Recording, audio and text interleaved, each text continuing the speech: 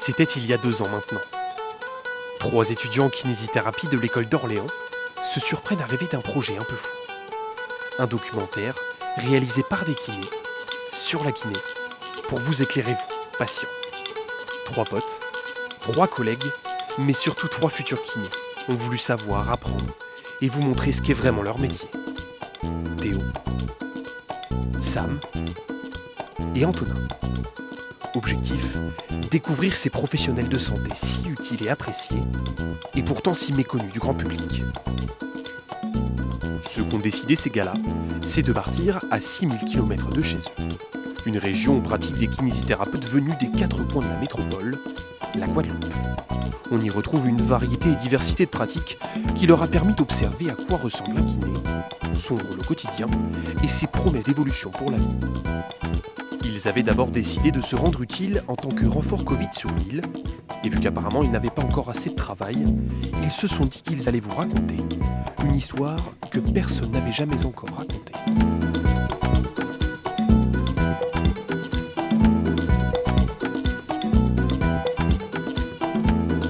Et pour commencer, vous êtes-vous déjà demandé à quoi pouvait bien servir un kinésithérapeute ? On se demande souvent qu'est-ce qu'un kinésithérapeute et on a parfois un petit peu de mal à déterminer ce qu'il fait parce qu'il est assez mal connu du grand public.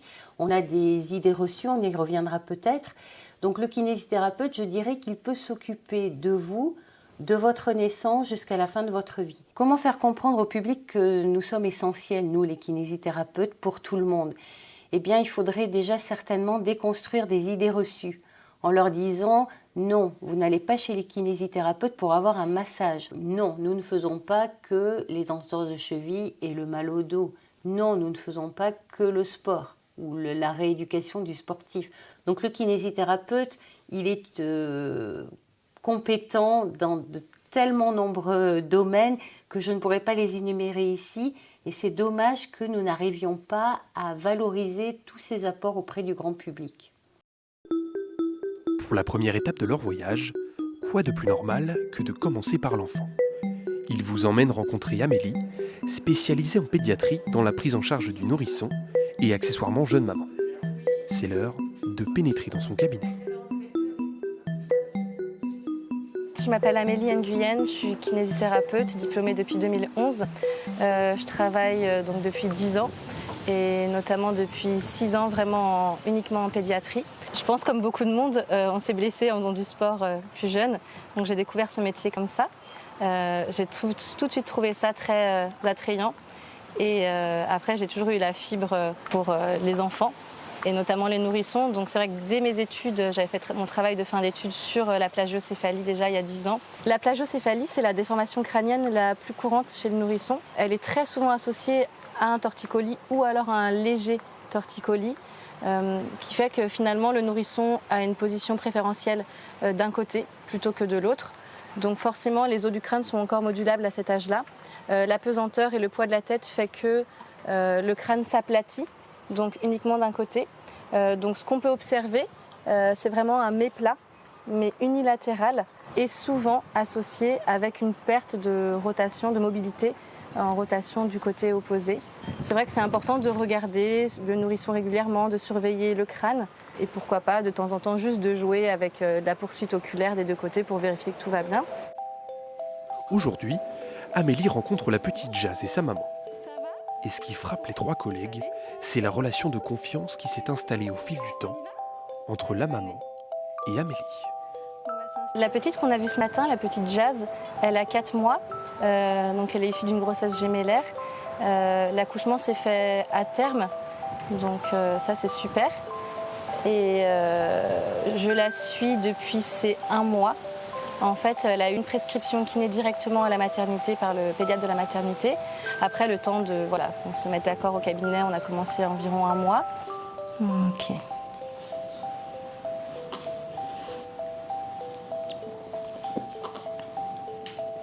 On a tout d'abord commencé par un bilan le premier jour, c'est vraiment obligatoire. C'est hyper important en fait, le bilan permet de faire l'état des lieux et une évaluation finalement du nourrisson, de voir ses compétences, les faiblesses, les déficits, ce qu'il y a à travailler et voir où il est aussi dans son âge moteur. pas forcément dans l'âge réel, mais vraiment l'âge moteur. Donc Jazz avait un déficit en rotation droite et inclinaison gauche. Donc on va vérifier justement. Voilà. Coucou. La maman n'a pas encore repris le travail, donc elle est très alerte aussi là-dessus et elle travaille beaucoup à la maison, toutes les stimulations. Donc du coup, on pensait justement là peut-être diminuer à 1 fois par semaine les séances et que ce soit plus un accompagnement finalement, une surveillance du développement moteur, vérifier que l'asymétrie qui se présentait au niveau du cou, qu'elle ne se développe pas finalement au niveau du rachis et qu'il n'y ait pas d'asymétrie même au niveau des membres supérieurs et membres inférieurs. Super, et on va vérifier l'inclinaison gauche.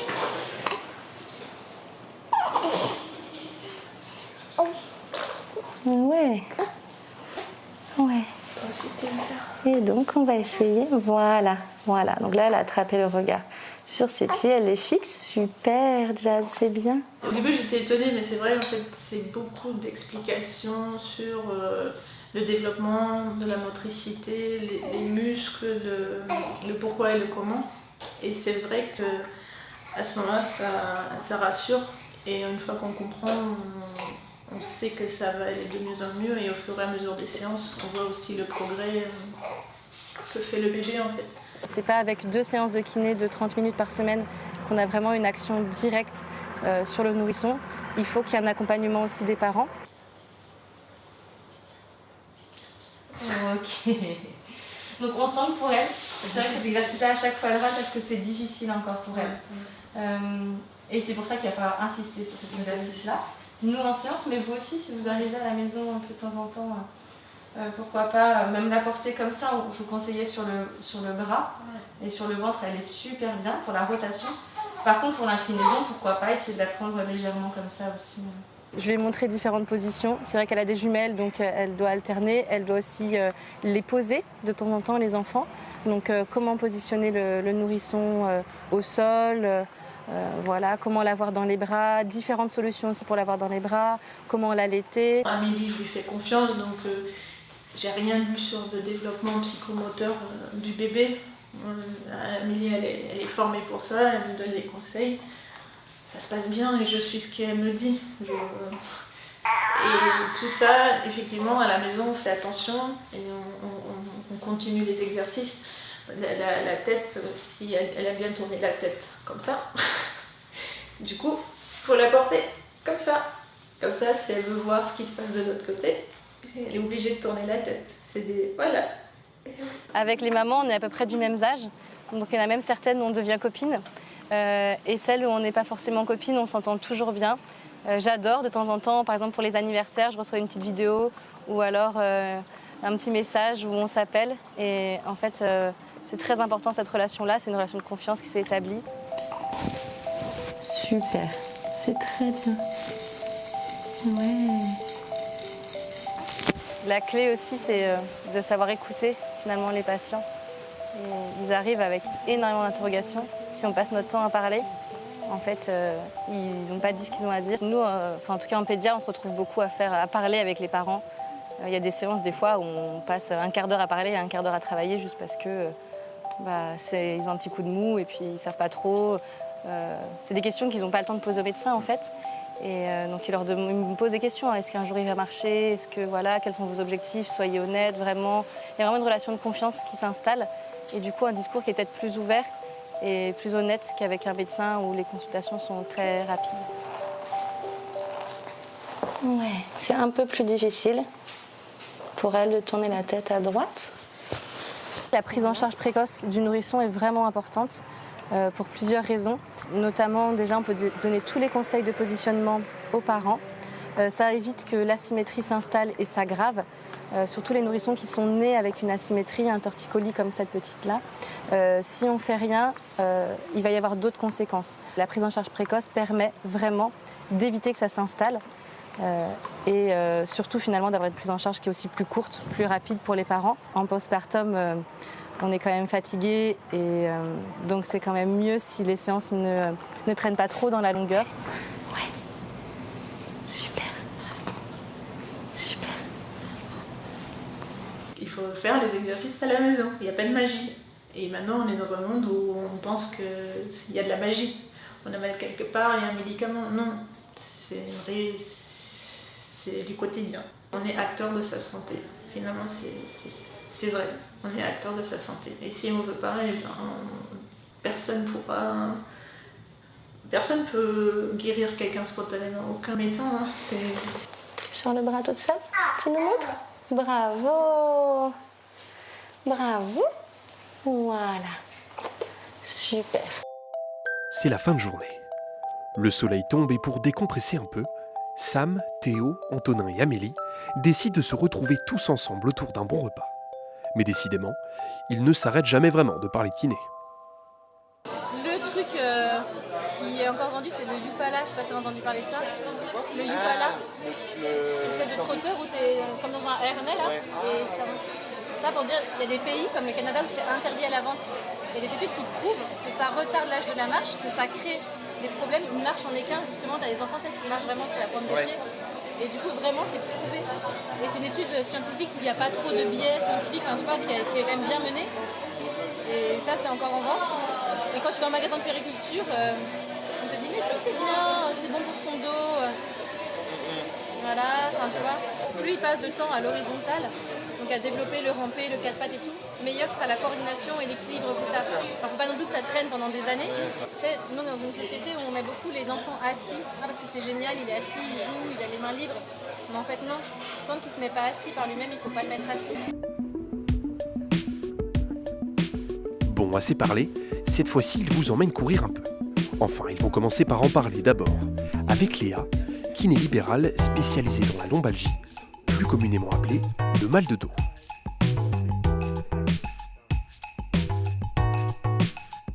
Je me prénomme Léa Guison, j'ai 40 ans cette année, tout rond. Je suis kiné depuis 2002, donc c'est un peu mon métier passion, mon métier qui a toute une histoire et qui trace bien ce que j'ai fait dans la vie. Depuis 2002, j'ai travaillé en libéral. On arrive quand même à replacer le patient dans un contexte, donc on ne traite pas que du mécanique, ne pas traiter qu'une pathologie, on traite vraiment une personne. Donc on fait une réévaluation, après on se voit depuis le mois de mars au rythme d'une à deux par semaine. Je vois un patient à un rythme, je vois les patients grosso modo toutes les demi-heures, sauf pour des bilans de prise en charge où là je prends mon temps, je prends une bonne heure. On traite surtout les problèmes de dos, que ce soit le bas du dos, les milieux du dos, les cervicales. La lombalgie, c'est le mal de dos au niveau lombaire. Les anciens disaient j'ai mal au rein, alors ça n'a rien à voir avec l'organe du rein. Hein. Et c'est la première cause de handicap chez le travailleur de moins de 45 ans. Il faut différencier sans rentrer trop dans les détails. Hein. La lombalgie aiguë, ce qu'on appelle le lumbago, je me bloque le dos d'un seul coup avec une douleur vive, voire intense. Et la lombalgie chronique au-delà de 3 mois. La lombalgie aiguë, c'est quelque chose en général qui fait mal, mais qui est bénin. Hein. Il y a 90% des lombalgies aiguës qui vont guérir en 4 à 6 semaines. C'est quand même le deuxième motif de consultation en médecine générale, en médecine de ville. Ça concerne quand même 84% de la population. 84% des gens ont déjà eu au moins une fois mal au dos dans leur vie. Donc c'est un enjeu sociétal qui est conséquent. Ce qu'il faut retenir, c'est que l'imagerie, elle ne sert à rien en première intention parce qu'il n'y a pas de corrélation, il n'y a pas de lien entre la structure anatomique et la douleur. On le sait aujourd'hui, dans le corps humain, il y a parfois des problèmes qu'on peut voir qui n'occasionnent pas de douleur parce que les gens vont bien en fait. On le sait, quand on passe des radios à des gens qui n'ont pas de problème de dos, on prend leur âge et c'est quasiment la même statistique de voir de l'arthrose, des débordements discaux et ainsi de suite. Les gens ont tendance à, quand ils ont très mal au dos, ou ils ont un épisode de lumbago aigu, ou même quand ils sont lombalgiques chroniques, à se dire « j'ai mal, c'est de la faute de l'activité physique, c'est de la faute du mouvement, donc j'arrête de bouger ». Il faut bouger, le mot-clé, le maître mot, c'est le mouvement, c'est la vie, le maître mot, c'est bouger, bouger, bouger.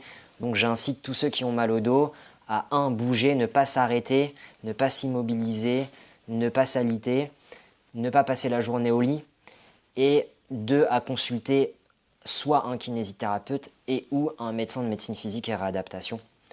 C'est très important parce que vous allez avoir la partie médicale qui va être complètement complémentaire de la partie réadaptative. Le premier, tu y vas en douceur, les fesses bien relâchées. Pense à respirer en fin d'amplitude. La vision que les patients ont du kiné d'il y a 20 ans et le kiné d'aujourd'hui change. Et je pense que c'est important justement de communiquer pour leur faire comprendre ce changement, que c'est en leur faveur, que le système change et qu'il faut qu'il soit de plus en plus autonome, qu'on arrive à suivre ce mouvement. Si les médecins sauvent des vies, je pense que les kinés permettent de donner du sens à la vie, ou faire en sorte que la vie ait du sens. Et j'aime beaucoup cette phrase, parce que c'est vrai que je suis très fier de parfois redonner vraiment du confort aux gens. Entre ce que j'ai connu en 2002 et maintenant, je ne pratique pas du tout de la même manière, parce qu'il y a il y a eu beaucoup d'études qui sont sorties. Il y a eu beaucoup de centres de formation qui ont vraiment basé leur formation sur des evidence-based. Franchement, la kiné d'aujourd'hui, pour moi, c'est moderne, quoi. C'est trouver un bon compromis justement entre comprendre qu'on traite des humains, mais en même temps de comprendre qu'aujourd'hui, on a de la science sur laquelle on peut baser nos connaissances. Et ça change tout. La kiné aujourd'hui, avec la science, nous permet de comprendre pourquoi, quand on met un truc, ça marche, et de comprendre aussi pourquoi parfois ça ne marche pas. Aujourd'hui, en fait, la science nous montre, par exemple, le massage, c'est pas ce qu'il y a de plus efficace sur la lombalgie. Même si nos patients aiment bien ça, c'est agréable, on aime bien le faire, on est persuadé que ça fait du bien, mais en fait, si tu regardes les études scientifiques, c'est pas ce qu'il y a de plus efficace. Le kiné masse, il fait pas que du massage. Moi, j'adore le massage à la base. Je trouve qu'il a ses limites. C'est bien, parfois, pour certains patients, ils ont besoin d'être touchés. Surtout avec toute la situation sanitaire qu'on a, on ne se touche plus, on n'a plus de contact physique et émotionnellement ça peut être dur pour certains. Donc d'avoir un thérapeute qui les touche de manière bienveillante, ça peut être très bien, mais c'est hyper réducteur de réduire notre métier à ça. En fait, c'est plutôt bon pour le dos de se pencher en avant.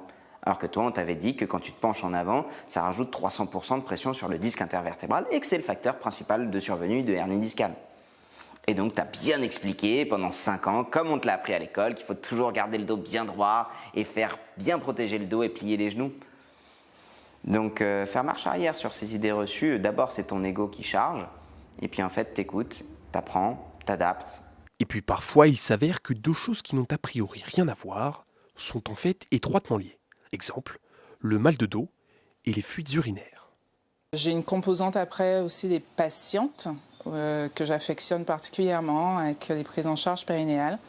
Parce que tout ça est lié. Parfois, elles ont mal au dos, elles ont des troubles urinaires, elles ont tout un passé avec leur accouchement, avec les contraintes d'une vie de femme. Elles veulent faire du sport, mais elles sont embêtées par ci et ça. Donc, de remettre tout ça entre rééducation périnéale, la rééducation de leur dos et puis la reprise d'activité physique, c'est le genre de patient où je prends mon temps pour décortiquer chaque élément et voilà, ça se passe plutôt bien, je suis contente.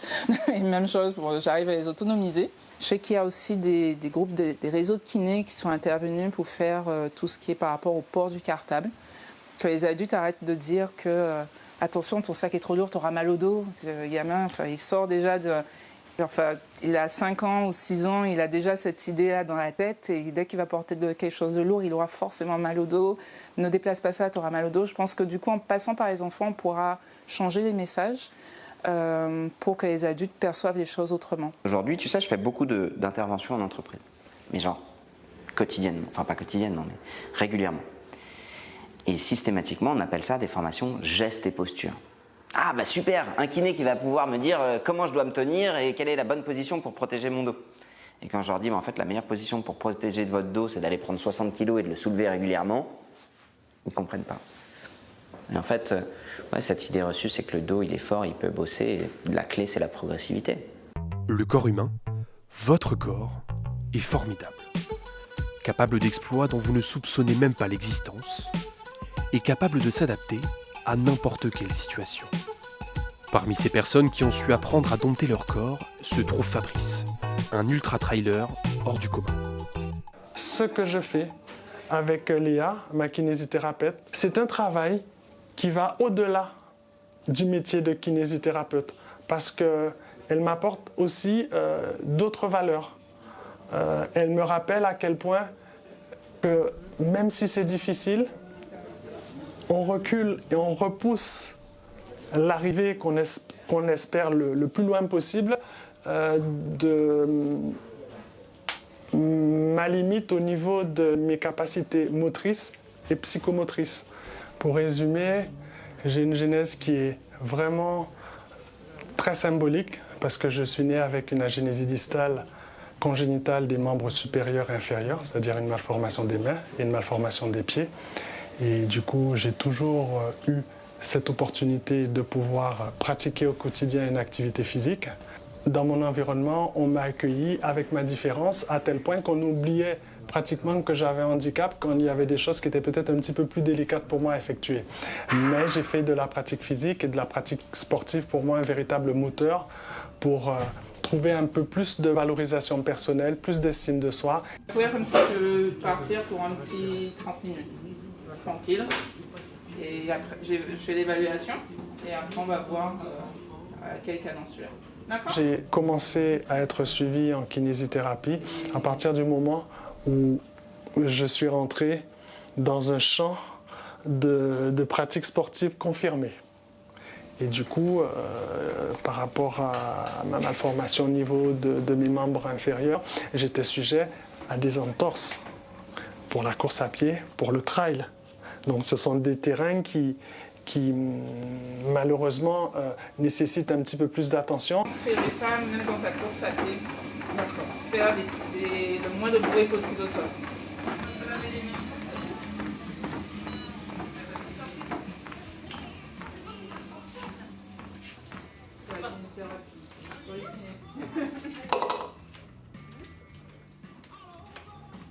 C'est que du bonheur. Quelqu'un qui vient de se blesser en course à pied, si c'est un trauma aigu, ok, il va voir un kiné, mais c'est quelque chose qui traîne depuis plusieurs sorties. Je pense que là, il a tout intérêt à aller voir un kiné pour justement prévenir, pour éviter que ça s'aggrave. Le kiné est compétent pour le faire, avec ses bilans qu'il va faire, bilan articulaire, ses bilans proprioceptifs, c'est-à-dire le bilan d'équilibre. S'il y a une douleur comme ça récurrente uniquement sur une séquence, là je pense qu'il y a tout intérêt d'aller voir un kiné pour pouvoir tenir sur le long terme. Avec Léa, on fait un travail remarquable. C'est une personne qui est à l'écoute et on part du principe que la quintessence même de la kinésithérapie, c'est d'apporter les solutions adaptées au maintien de tes capacités fonctionnelles, mais également à la prévention de tes capacités fonctionnelles, tout en diagnostiquant le cas échéant, le travail à mettre en place pour accompagner le patient. La base pour moi, c'est l'endurance, apprendre à marcher. Et même pour apprendre à courir, il faut apprendre à marcher. Et moi qui ai un handicap au niveau des pieds, je n'ai pas les mêmes appuis que vous, je ne peux pas faire ça, je ne peux pas dérouler la foulée. Donc je suis obligé de compenser différemment. Une bonne paire de chaussures, c'est une chaussure où tous vos orteils sont bien à l'aise, qui est vraiment anatomiquement où vous serez confortable. Parce que les orteils super design, avec le bout pointu, avec tout ce qu'il faut, tes orteils sont comme ça à l'intérieur et tu n'as aucune capacité à t'adapter au sol. Première chose. Deuxième chose, tu commences à courir, on va se rapprocher de la course à pied du geste le plus naturel possible. Donc avoir le moins d'interaction avec le sol. Pas la minimaliste à 100% parce que si tu as tes bottes toute l'année, en plus en métropole vous êtes en bottes et tout, nous on a la chance d'être en sandales, donc on est minimaliste quasi un peu plus souvent qu'en métropole. Du coup d'avoir une chaussure la plus anatomique possible, la plus légère possible et la moins épaisse possible. J'avais une patiente que j'ai reçue pour un problème de dos et de hanche. Elle fait 2 heures de marche tous les 2 jours. Elle a toujours fait ça. Et puis de jour en lendemain, elle a mal au dos et mal à la hanche. On lui dit d'arrêter la marche. Je dis, oula, quelque chose qu'elle a toujours fait. Son corps est pleinement habitué à cette activité. Qu'est-ce qui a pu être modifié ? Ok, elle avait changé de chaussure. Donc on va regarder le changement de chaussure. Et effectivement, c'est un changement de chaussure qui a fait que c'était trop diamétralement opposé Reprenez vos anciennes chaussures, c'est pas grave si elles sont un peu usées. Le mythe de changer une chaussure par an, c'est peut-être juste un mythe. Pour le moment, elles vous conviennent, elles sont pas trouées, vous n'avez pas les orteils dehors, donc c'est pas mal.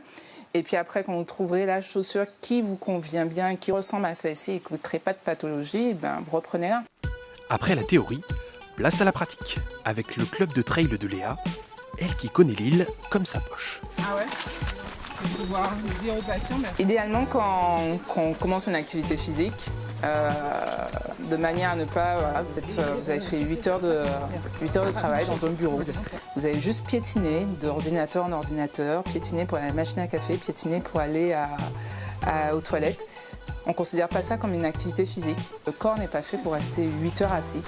Si vous faisiez, plutôt que rester 8 heures assis, maintenant il y a des bureaux on peut travailler debout pendant 20 minutes. Tu as juste à utiliser 2 vérins, tu les lèves, ou assis. Enfin, il y a tellement de possibilités. Quand vous voulez aller faire du sport, juste après, idéalement c'est de s'étirer, de bouger, de respirer, de marcher. Alors on va dire plus du sport, on va dire plus de la course à pied. Si vous voulez faire de la course à pied, ne pas courir tout de suite parce que il faut remettre tout le système en branle. D'où l'intérêt de l'échauffement. Simplement un échauffement, ça peut être de la marche. Je marche pendant 5 minutes avant vraiment de courir. La vie, je pense, c'est pas un sprint, c'est un marathon qu'il faut faire. Donc il faut durer le plus longtemps possible. Pour apprendre à durer le plus longtemps possible, nos 3 étudiants ont ensuite rencontré Loïc, spécialisé en sport santé.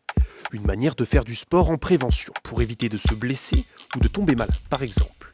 Lui aussi est natif de l'île, ancien volleyeur professionnel, et le moins qu'on puisse dire, c'est qu'il continue de s'entretenir.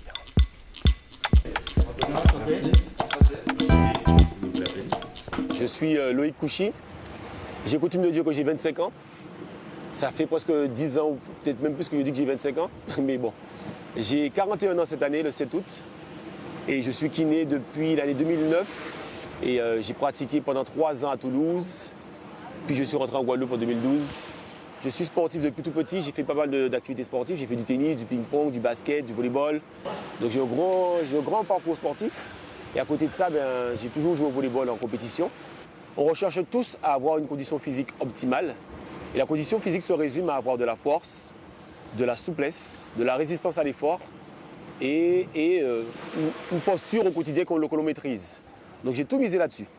Je suis parti de ce fait-là, de cette observation au cabinet, que les gens qui venaient me voir étaient tous d'une manière générale déconditionnés. Donc mon objectif à moi, c'était justement dans un premier temps effectivement de les prendre en charge par rapport à leur pathologie initiale et ensuite d'extrapoler, de leur donner le meilleur. Le meilleur pour eux, c'est d'avoir une bonne condition physique. Le plus possible, bras gauche, jambe droite, on monte le genou et on va chercher loin derrière la tête. On étire, 3, 4. Donc mon objectif à moi, c'est de les faire bouger de manière qualitative. C'est exactement le même principe que la séance de kinésithérapie. L'important qu'on prend en charge le patient, c'est de lui apporter une diminution des douleurs, récupération des amplitudes articulaires, travail de la force, travail de la souplesse, le gainage. Ils se rendent compte au quotidien des bienfaits que ça leur fait, qu'ils sont plus à l'aise. D'ailleurs, j'ai des retours assez régulièrement. Par exemple, dans leurs tâches au quotidien, ils se fatiguent moins vite, ils le font plus facilement. Ils ont plus de facilité à réaliser les mouvements. Donc c'est vraiment, l'intérêt, c'est vraiment ça. C'est, comme on en discutait ce matin au cabinet, c'est apporter de la fonctionnalité et du coup du bien-être. Parce que quand on fonctionne facilement, on est à l'aise. Ça fait du bien au moral aussi et puis ça fait du bien au physique. Donc les gens viennent de voir parce qu'ils ont mal, parce qu'ils ont certains problèmes de santé. Donc l'objectif, c'est de leur apporter une solution par rapport à ça et des solutions au quotidien en fait. Donc je suis un conseiller, je suis un guide, je suis également un entraîneur, un coach sportif. Des fois, on écoute les patients avec leurs problèmes au quotidien dans la vie. Donc, on peut être un psychologue aussi. Mais mon rôle principal, c'est vraiment ça, accompagner les patients au quotidien pour la quête du bien-être. La sédentarité est un problème d'éducation. L'intérêt, dans un premier temps, c'est de pouvoir sensibiliser dès le plus jeune âge, en fait, les personnes à la pratique d'une activité physique régulière, mais pas que. C'est vrai que c'est bien de marcher, c'est bien d'aller danser ou bien par exemple d'aller nager, mais comme j'expliquais à Théo dans la voiture, il faut une intensité minimale pour pouvoir avoir un gain. Ouais. Donc mon leitmotiv kinésithérapie, c'est ça, c'est de redonner de la mobilité. Parce que c'est ça que les gens veulent, hein. Ils veulent pouvoir fonctionner au quotidien avec un minimum de gêne, de douleur, et forcément se fatiguer le moins vite possible. C'est important au quotidien de pouvoir faire ce qu'on a envie de faire sans avoir peur de se blesser, sans avoir peur de bouger en fait. C'est ce qu'ils veulent, c'est des manières. D'accord. Personne ne veut souffrir. Bien sûr. Donc en gros c'est ça. Donc il faut éduquer les gens, leur expliquer les choses et ça dès le plus jeune âge. Pour ma fille c'est ça, elle baigne là-dedans donc je pense qu'elle sera sensibilisée à ça mais c'est ça l'objectif, c'est les coacher pour leur montrer que c'est pas juste par exemple marcher une demi-heure ou une heure tous les 2 jours, c'est pas suffisant en fait. Si on veut vraiment être bien physiquement et même moralement, il faut une prise en charge régulière et puis se dépenser de manière optimale, je serais tenté de dire. On ne veut pas courir le 100 mètres en 10 secondes comme Usain Bolt, on ne veut pas sauter à 3 mètres de haut, on veut pouvoir fonctionner au quotidien, faire son jardinage, faire le ménage, avec un minimum de gêne en fait. Il y en a qui arrivent des fois, juste le fait de lever la jambe comme ça, c'est pas possible. Pardon, le bras comme ça, c'est pas possible. Je rigole ou pas? Les facteurs qui prédisposent à la sédentarité dès le plus jeune âge, il y en a. On ne va pas tous les citer, mais on va en citer au moins 2 qui sont importants. C'est le défaut de mouvement, encore le slogan, le mouvement c'est la vie, le défaut d'activité sportive. Il faut que les enfants aient une pratique sportive encadrée par des professionnels. Ça, c'est très important. Et la deuxième chose, c'est quand ils ne sont pas en train de faire une pratique sportive, on le voit maintenant, dès le plus jeune âge, ils sont devant des écrans. Alors, quelques chiffres, 2 chiffres très simples. Le premier, c'est que la plupart des enfants ont en moyenne 2,4, donc ça fait quasiment 3 écrans par enfant, par famille. C'est énorme. Il y a quand même 80% des enfants âgés de 3 à 10 ans qui passent au moins plus de 3 heures par jour devant un écran. Les bienfaits de l'activité physique, je crois qu'ils ne sont plus à démontrer. Il y a toutes sortes d'études qui le prouvent maintenant au quotidien. Il y a toutes sortes de manuels, où il y a des professeurs, ou bien peu importe, des gens qui ont attesté de l'efficacité de l'activité physique régulière. Je leur propose de manière. Il leur reste le choix. Voilà. Le mardi, m'a dit. On est fait de chair et d'os, on est fait pour bouger. C'est indispensable de bouger au quotidien, dans quelles que soient les conditions, avec n'importe qui, pour qu'on soit bien, aussi bien physiquement que mentalement. Donc, si j'ai quelque chose à dire pour conclure, c'est de bouger, en fait. Vous l'avez sans doute compris, le maître mot, c'est le mouvement. Mais il y a des situations où bouger est tout simplement devenu impossible. Hilaire est l'une de ces rencontres que ses futurs kinés n'auraient pas dû faire. Parce qu'il aurait pu mourir, gravement atteint par le Covid. Je suis M. Saint-Pierre Hilaire. J'ai 64 ans, le 28 août.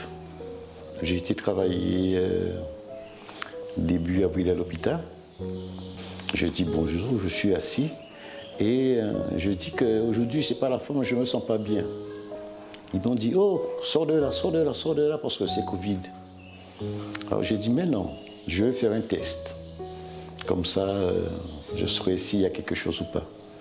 Alors je descends en bas. J'avais un petit peu peur du PCR, mais ma collègue infirmière m'a rassuré. Du coup, j'ai fait le test PCR.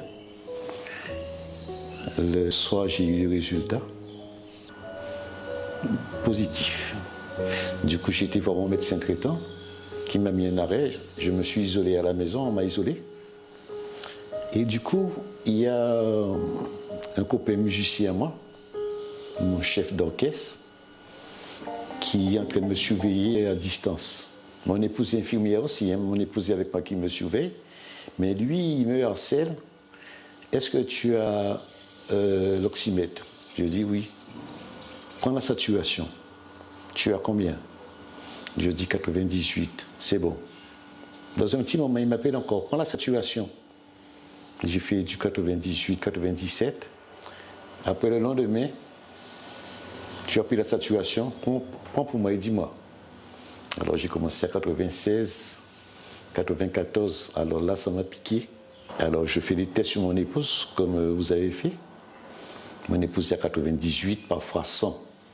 Je dis qu'il y a un problème. Alors on surveille le lendemain, 91, 92. Alors, le lendemain au soir, on appelle le SAMU qui envoie une ambulance me chercher. Je rentre au CHU. On m'a mis un poste d'urgence sous 4 litres d'oxygène. Et puis je suis là posé, je respire. Et puis il surveille la saturation, mais moi je ne voyais rien.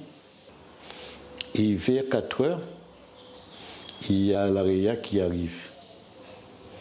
Alors l'AREA vient me poser des questions. Il dit, Monsieur Saint-Pierre, ça ne va pas au niveau de la saturation, donc on va vous transférer en RIA.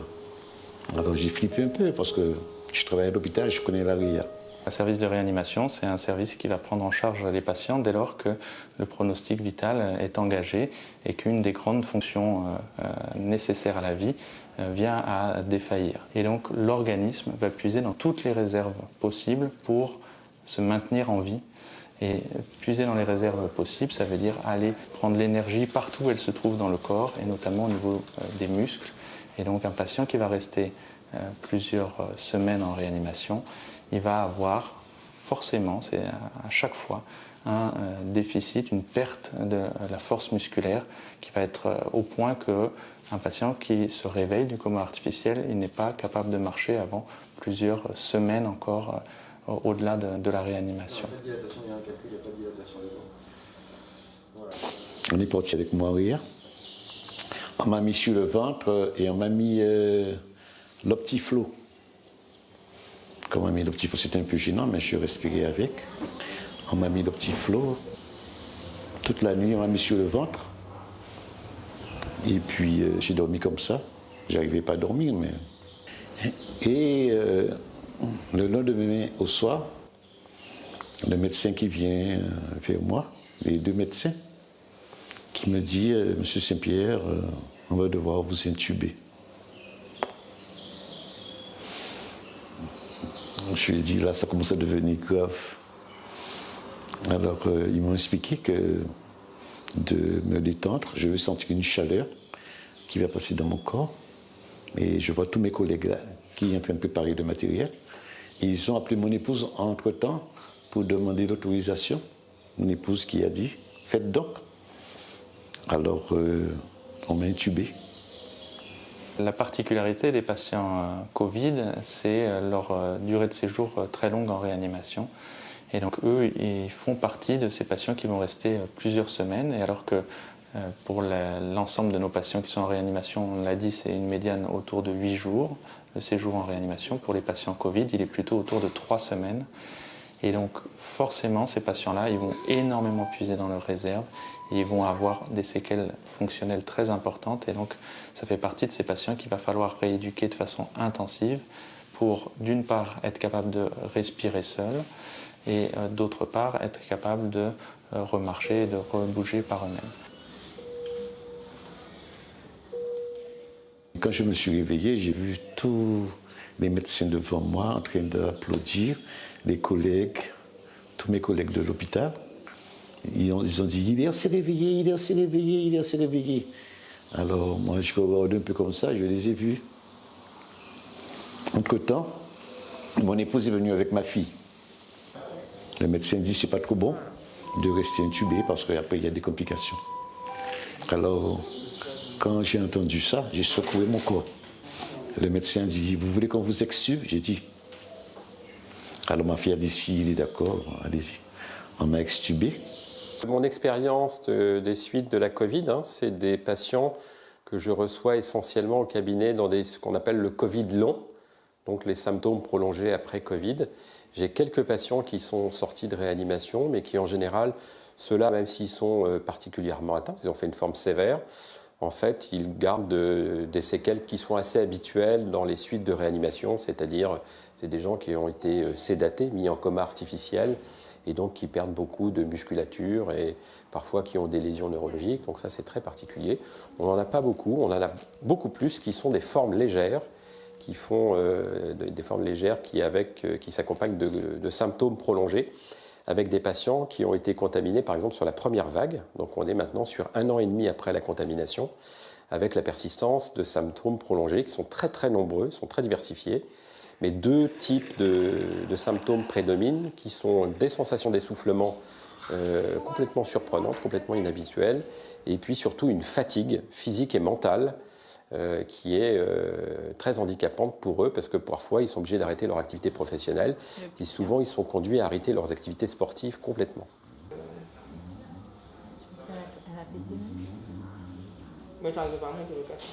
Je suis resté un petit moment en réa et on m'a transféré en poste d'urgence. J'ai été chez le kiné. Le kiné m'a fait faire du vélo pour commencer. Il m'a fait faire à peu près 12 km.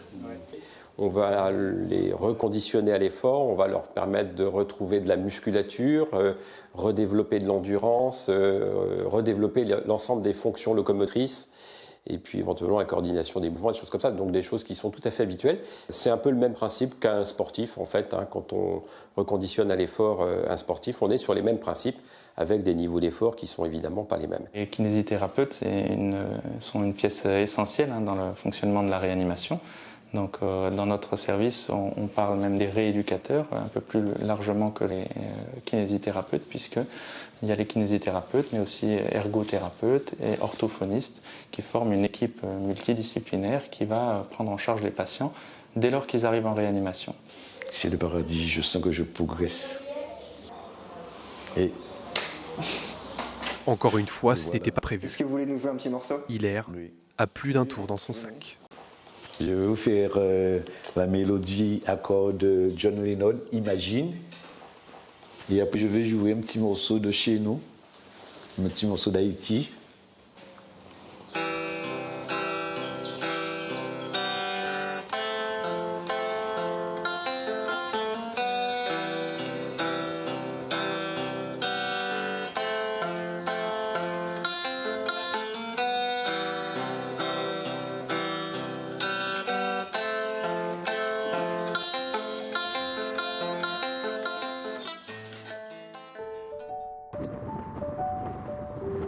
Au CHU de Pointe-à-Pitre, les belles rencontres se poursuivent avec l'arrivée de Rita, qui naît à l'hôpital et passionnée par la gériatrie.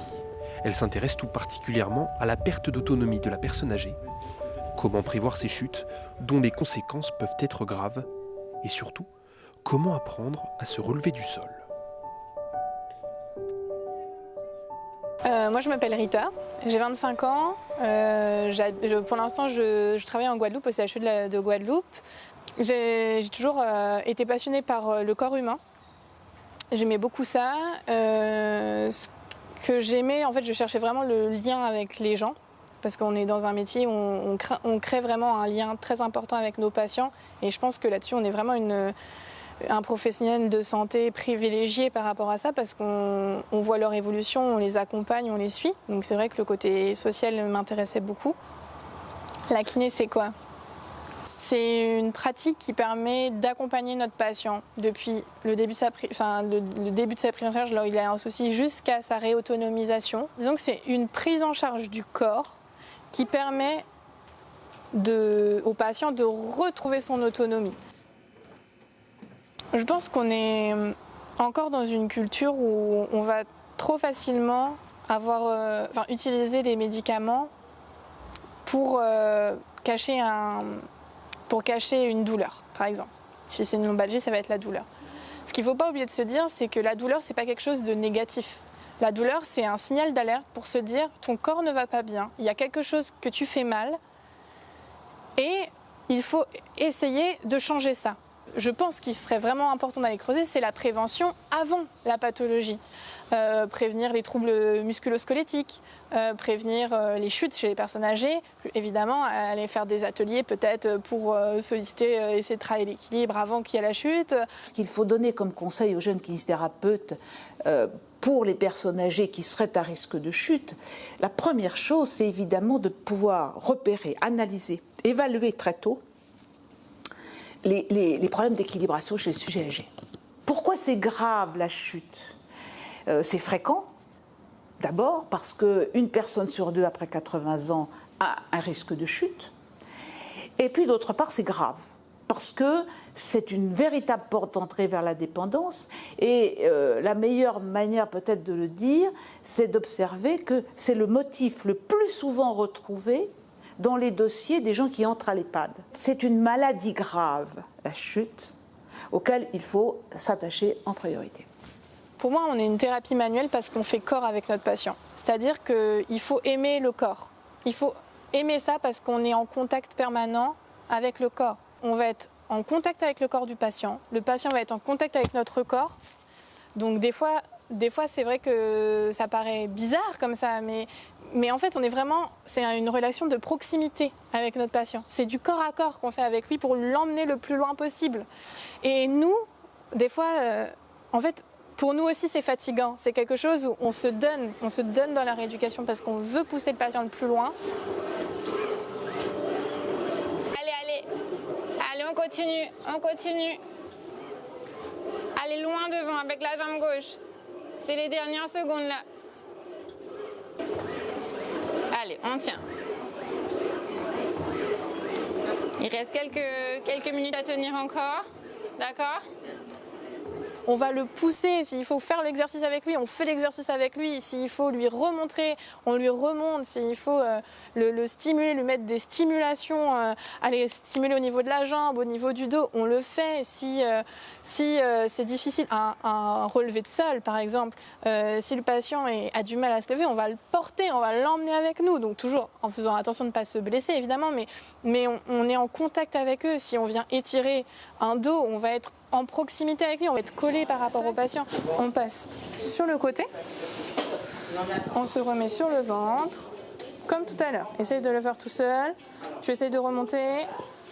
Et donc petit à petit, le patient doit être capable de le faire tout seul. Là, j'explique les différentes étapes, je lui détaille bien. Et après, le but, c'est qu'il le fasse en autonomie. Donc les dernières séances, moi, j'ai rien à dire. Je dis, allez, on se met au sol, tu te relèves.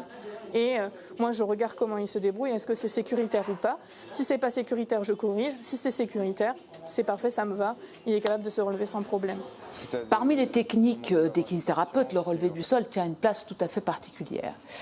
Une personne qui ne peut pas se relever du sol est porteuse d'une incapacité majeure qui va peut-être déterminer son départ pour un service d'urgence et peut-être même son départ de son logement vers un EHPAD. Pourquoi ? Parce qu'elle va tomber, on va la retrouver plusieurs heures parfois après sa chute, elle va présenter à ce moment-là une sorte de syndrome de stress post-traumatique, et puis elle va partir dans une espèce de spirale hospitalière qui va parfois lui coûter bien cher. Tout ça parce que, parfois, simplement, elle ne savait plus se relever du sol. Et il y a des gens qui paraissent être un peu corpulents ou un peu en difficulté et qui vont se relever très bien. Et des personnes qui paraissent plutôt habiles, etc., et qui, au sol, ne sauront plus quoi faire. Ok. Tu viens prendre appui, et en prenant appui, tu passes la jambe devant. Ok. Et tu vas pousser pour venir t'asseoir. Ok. Voilà. Donc du coup, c'est vrai aussi que si on a un patient qui a du mal à se relever, la dernière phase où il se lève tout seul, c'est pas grave. S'il arrive assis sur son canapé, il est toujours plus à même après de pouvoir se relever. Et du coup, mets-toi debout. Et là, c'est plus facile. Voilà. Et comme ça, il arrive à se mettre debout en passant par une étape intermédiaire où il est assis. Un kiné, il doit pousser son patient.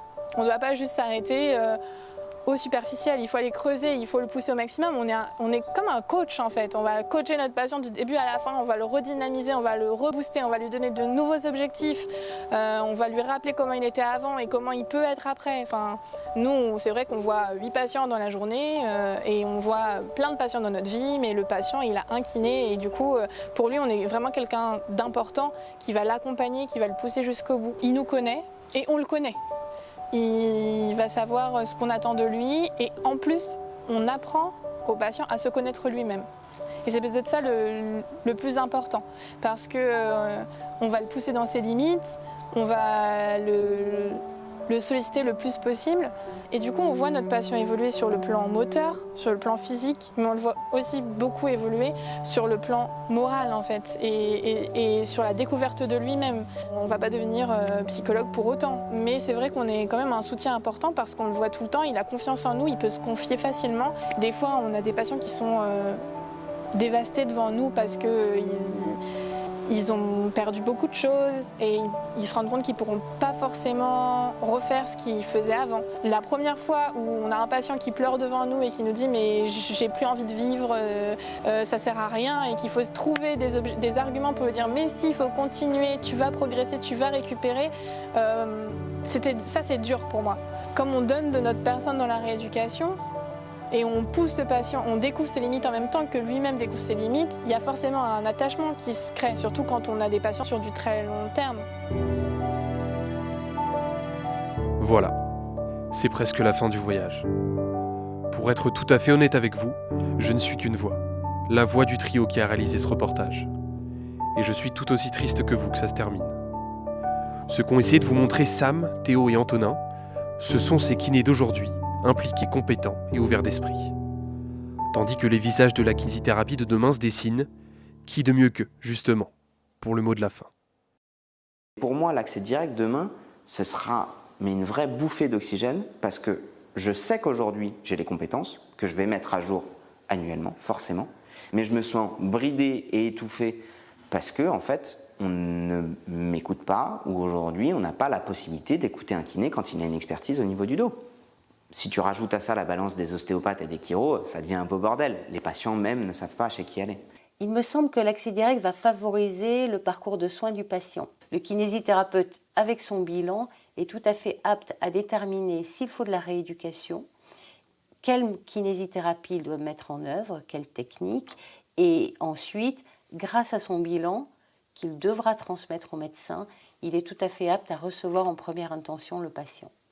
Souvent, les parents commencent à avoir des doutes et hésitent à aller chez le médecin, hésitent à prendre rendez-vous parce qu'ils se disent bon, on va attendre la consultation du mois suivant. Alors que s'il y avait l'accès direct à la kiné, en tout cas je parle de la pédiatrie, nous on pourrait faire déjà un bilan, un état des lieux, savoir ce qui est, des fois juste donner les conseils de positionnement. On a des compétences parfois que les médecins ne soupçonnent pas. Donc c'est vraiment important aussi pour nous de faire des bilans, de communiquer avec eux et qu'il y ait peut-être une prise en charge plus complémentaire.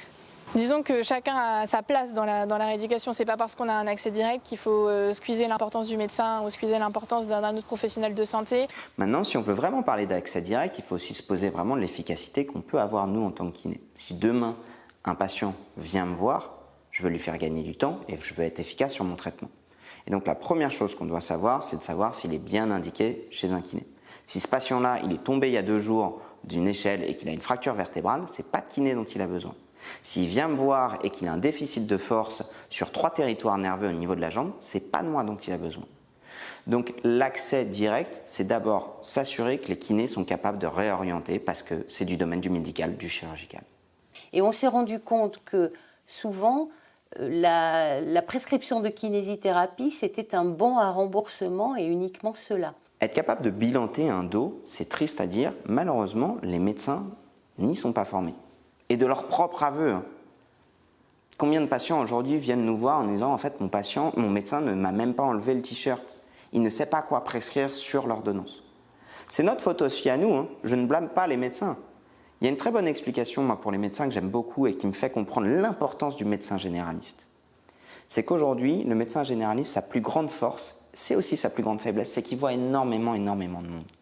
Donc légitimement, il n'est pas capable forcément de se former en permanence sur un truc qui est la lombalgie, qui est, nous, notre spécialité. Lui, en même temps, il a le Covid, il a la gastro, il a trop de trucs.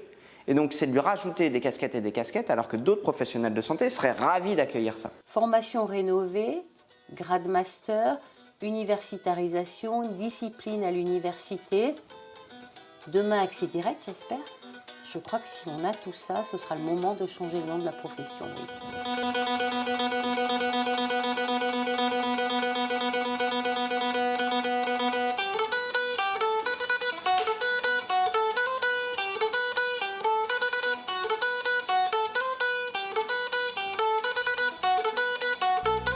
Donc en fait, la vraie prévention, c'est plutôt de se dire, aujourd'hui, on sait qu'est-ce qui fait que les gens sont en bonne santé. Du sport régulièrement, manger correctement, dormir correctement et bien s'entendre dans son entourage. Ces 4 trucs sont gratos. zéro pouvoir marketing. Tu peux pas marketer ça. Donc on n'en entend pas parler. Par contre, les ceintures posturales de mes couilles, les produits miracles en tout genre, bah là, il y a des gens qui ont intérêt à le vendre. Tu veux passer à la caméra? Tu veux faire comme ton papa?